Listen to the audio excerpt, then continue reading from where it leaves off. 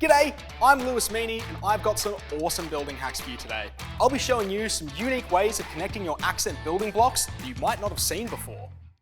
So the first building block hack connection that I'm going to be showing you today is based around trying to build perfect cubes. Now you may have noticed with your building blocks, they are not perfect squares as viewed from the front. They're actually rectangles. But this doesn't mean that we can't create cubes using these accent building blocks. For every 2 studs we have across the top, it's actually 5 plates across.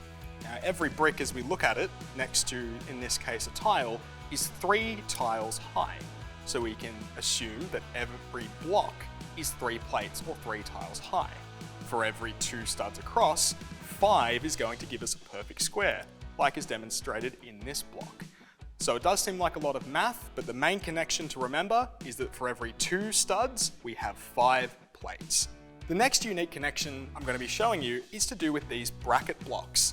Now brackets are really cool because they let us build on the side, but you might have noticed if you connect a bracket to a block and then try and put another piece on, we end up with this little bit of a gap above and below where the bracket block is. Using our 2 to 5 principle, we can actually make this sit flush because a bracket is exactly half of a plate or half of a tile thick.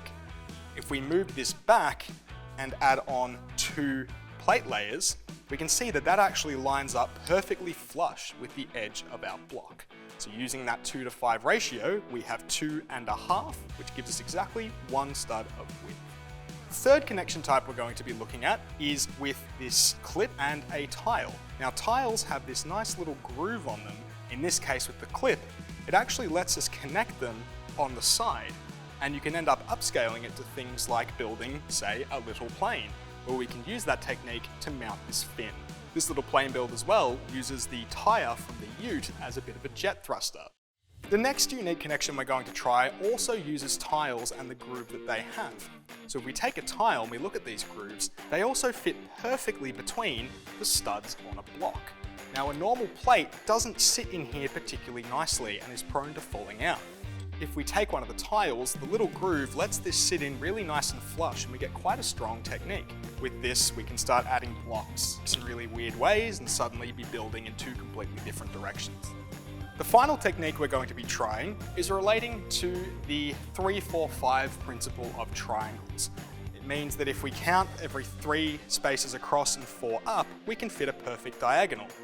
That would mean we're counting the spaces between these studs, so we're going to call this instead 4, 5, and 6 and just count the number of studs on this plate.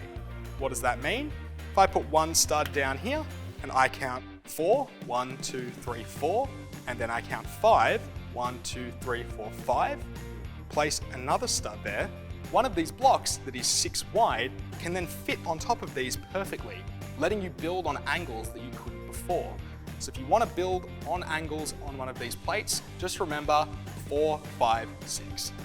There you have it, a couple of building hacks to help you create in different ways.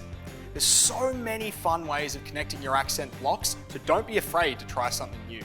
Grab your free building blocks when you buy 8 litres or more of accent paint. Show us what you can build and you could win. Visit the website for more details, plus masterclass videos and more handy building hacks with me. It's time to get building.